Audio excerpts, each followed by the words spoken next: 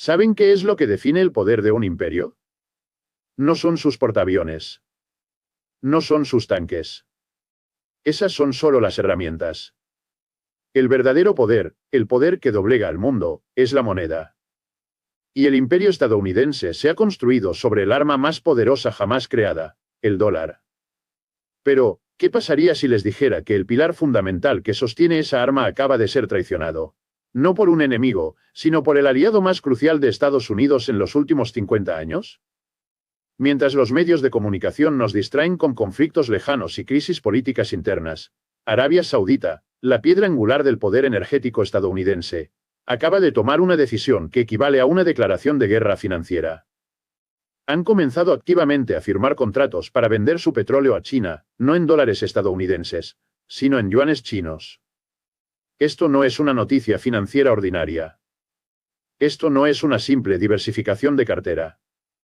Este es el equivalente geopolítico a demoler el muro de Berlín. Es un evento sísmico. Es el sonido del primer ladrillo que se quita del muro de carga del imperio estadounidense. La mayoría de la gente no entiende por qué esto es tan catastrófico. Piensan que es un simple acuerdo comercial. Pero la élite en Washington sabe exactamente lo que significa. Saben que esto no es un accidente. Es una traición calculada, y es una señal de que el mundo multipolar no es una teoría futura. Ya llegó. Y Washington está en pánico, porque el arma que usaron para controlar el mundo durante medio siglo acaba de ser vuelta en su contra. Para entender la magnitud de esta traición, tenemos que retroceder 50 años, a 1974. Aquí es donde se firmó el pacto secreto, que ha definido el orden mundial desde entonces. En ese momento, Estados Unidos estaba en una posición de debilidad. Acababan de abandonar el patrón oro. Su economía estaba sufriendo por la guerra de Vietnam y la crisis del petróleo de 1973 había puesto al mundo occidental de rodillas. El entonces secretario de Estado, Henry Kissinger, un maestro de la Realpolitik, voló a Riad para hacer un trato con la Casa de Saud, la familia real saudí. El trato era brutalmente simple.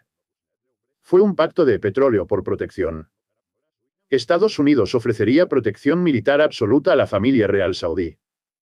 Les venderían las armas más avanzadas, garantizarían su seguridad contra cualquier enemigo, interno o externo, y asegurarían que su reinado nunca fuera desafiado. A cambio, los saudíes no tenían que dar solo una cosa, sino dos. Primero, debían convencer a toda la OPEP, la Organización de Países Exportadores de Petróleo, de vender su petróleo únicamente en dólares estadounidenses. No en marcos alemanes, no en yenes japoneses, no en oro. Solo en dólares.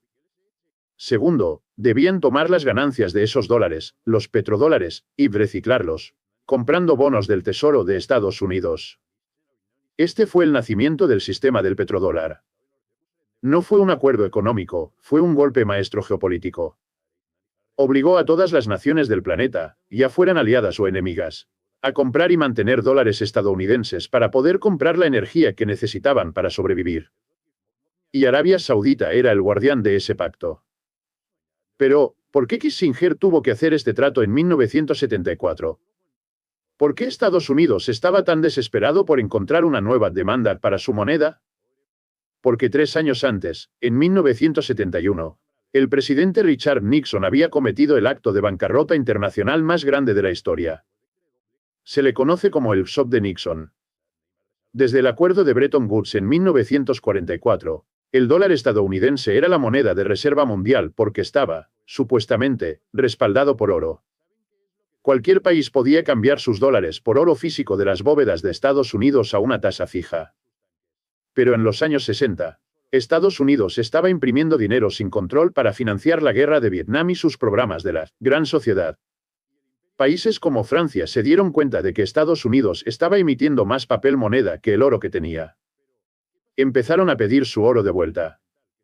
Estados Unidos estaba sangrando oro.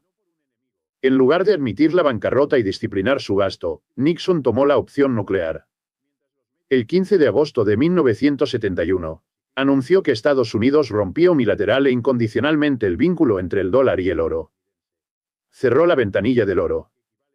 De la noche a la mañana, el dólar estadounidense dejó de estar respaldado por oro y pasó a estar respaldado por absolutamente nada.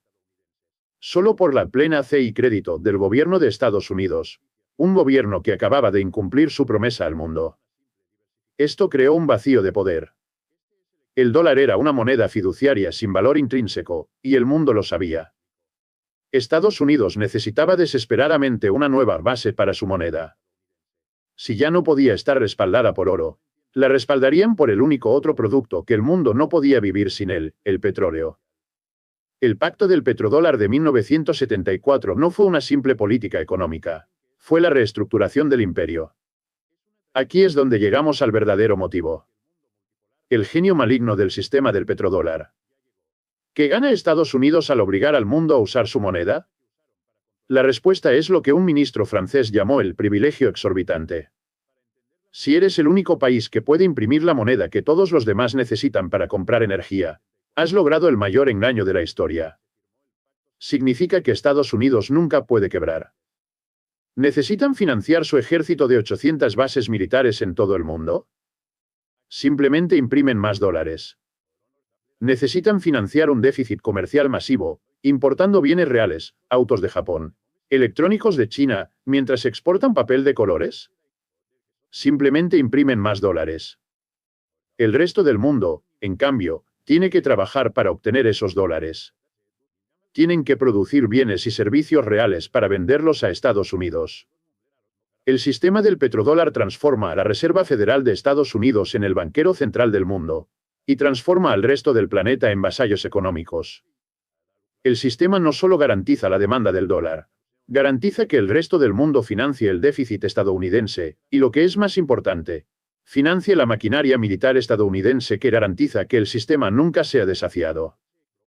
Es un círculo de poder perfecto, usas el petróleo para crear demanda de dólares, y usas los dólares para financiar al ejército que protege el petróleo. Es el corazón mismo del imperio. Y Arabia Saudita era el socio principal que mantenía este sistema en funcionamiento. Si este sistema es tan crucial para el poder estadounidense, ¿qué sucede cuando alguien intenta desafiarlo? ¿Qué sucede cuando alguien comete el pecado imperdonable? La historia reciente nos da una respuesta brutal y clara. No tenemos que especular. Miremos dos casos. Primero, Saddam Hussein en Irak.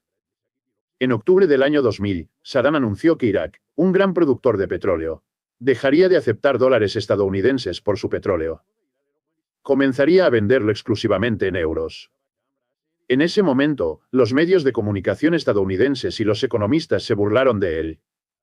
Lo llamaron un truco publicitario de un dictador. Pero en Washington, no se estaban riendo. Menos de 3 años después, en 2003, Estados Unidos invadió Irak bajo el pretexto completamente falso de armas de destrucción masiva. Destruyeron el país. ¿Y cuál fue una de las primeras acciones de la Autoridad de Ocupación estadounidense?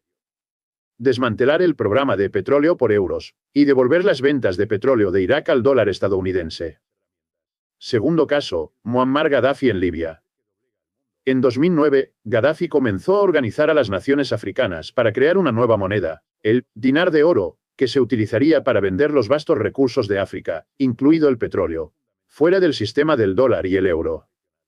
Estaba creando una alternativa financiera panafricana. En 2011, la OTAN, liderada por Estados Unidos y Francia, intervino bajo el pretexto de una intervención humanitaria, bombardeó Libia hasta reducirla a un estado fallido, y Gaddafi fue brutalmente asesinado en la calle. El pecado imperdonable nunca fue el autoritarismo. Estados Unidos ama a los dictadores que obedecen, como Arabia Saudita solía ser. El único pecado que se castiga con la muerte del régimen es desafiar la hegemonía del dólar. Y ahora, el guardián del pacto, Arabia Saudita, está haciendo exactamente eso. Y esto nos lleva al arma que Estados Unidos ha estado perfeccionando durante las últimas 2 décadas. Un arma que se volvió aún más importante que sus portaaviones, la militarización del dólar. Cuando el mundo entero está obligado a usar tu moneda, no solo tienes un privilegio económico, tienes un garrote. Controlar el dólar significa controlar el sistema de pagos global. Casi todas las transacciones internacionales, desde un banco en Tokio enviando dinero a un banco en Berlín, deben pasar por un sistema de compensación estadounidense o por el sistema SWIFT, que está efectivamente bajo control de Estados Unidos y la UE. En las últimas 2 décadas, Washington se dio cuenta de que podía usar este sistema como un interruptor de encendido/diagonal apagado para la economía de cualquier país. Si una nación desafía la política exterior de Estados Unidos, como Irán, Venezuela, Corea del Norte o ahora Rusia, Washington no necesita invadirla, al menos no al principio. Simplemente puede sancionarla. Y sancionar es una palabra que suena limpia, técnica y diplomática, pero es una mentira. Es una guerra económica total.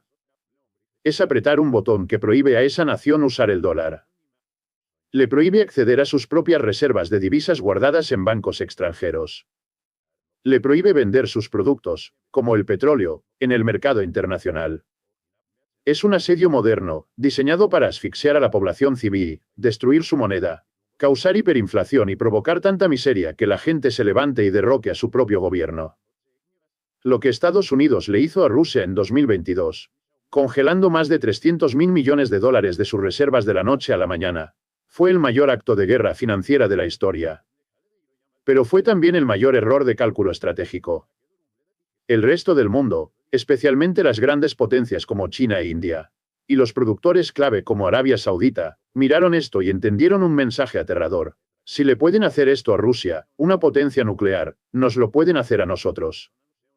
Washington, en su arrogancia, acaba de demostrarle al mundo que el dólar ya no es un activo neutral, es un arma de política exterior. Y mantener tus reservas en dólares es como poner tu cabeza en la guillotina y darle el control de la cuerda a tu mayor rival. Y es aquí donde la traición de Arabia Saudita se vuelve no solo posible, sino inevitable. Durante décadas, Arabia Saudita no tuvo otra opción. Desafiar el petrodólar, como lo hicieron Saddam o Gaddafi, era un suicidio de régimen. Pero, ¿qué pasa cuando la amenaza de exclusión del sistema del dólar ya no es una sentencia de muerte? ¿Qué pasa si existe un sistema alternativo? La decisión de Arabia Saudita de unirse formalmente al bloque BRICS, Brasil, Rusia, India, China, Sudáfrica, y sus nuevas expansiones, que incluyen a Irán, los Emiratos Árabes Unidos y Egipto, no es un movimiento diplomático simbólico. Es el movimiento de ajedrez más importante del siglo. Los BRICS ya no son solo un club de debate, son la creación activa de un orden mundial paralelo. Están construyendo las instituciones que pueden reemplazar el sistema dominado por Estados Unidos. El nuevo Banco de Desarrollo, NBD, como alternativa al FMI y al Banco Mundial, y, lo más importante, están creando sistemas de pago directo entre sus monedas, el yuan, el rublo, la rupia, para evitar por completo el DOSLAR y el SWIFT. Cuando Arabia Saudita mira el panorama, su cálculo es simple. China es ahora su cliente número 1 de petróleo, comprando mucho más que Estados Unidos. China tiene el capital para invertir en los proyectos de Visión 2030 de Arabia Saudita. Rusia es ahora su socio clave en la OPEP y para gestionar los precios del petróleo. Estos países no solo son sus mayores clientes, también son las naciones que están construyendo la infraestructura para comerciar fuera del control de Washington. Así que, cuando Arabia Saudita acepta yuanes por su petróleo, no solo está complaciendo a su mayor cliente. Está comprando una póliza de seguro. Está moviendo sus activos de una casa que sabe que está siendo usada como arma, el dólar, a una casa nueva que ellos mismos están ayudando a construir, el sistema multipolar. Ya no están solos. Y esa es la diferencia fundamental entre 2024 y 2003. Ahora, la reacción instintiva de cualquier observador occidental será la hipocresía moral. Dirán, ¿estamos realmente sorprendidos? Un dictador como Mohammed bin Salman, MBS, ¿se alía con otros autoritarios como Xi Jinping y Vladimir Putin? ¿Qué esperábamos? Y esta narrativa es conveniente porque evita la pregunta real. La pregunta no es por qué los dictadores se unen. La pregunta es, ¿cuándo le importó a Estados Unidos la naturaleza del régimen saudí, siempre y cuando ese régimen obedeciera? Seamos brutalmente honestos. Arabia Saudita ha sido una monarquía absolutista, teocrática y fundamentalista durante 80 años. Es un régimen que no permite elecciones, que trata a las mujeres como ciudadanas de segunda clase y que financió la propagación del wahabismo extremista en todo el mundo. ¿Fue esto alguna vez un problema para Washington? No.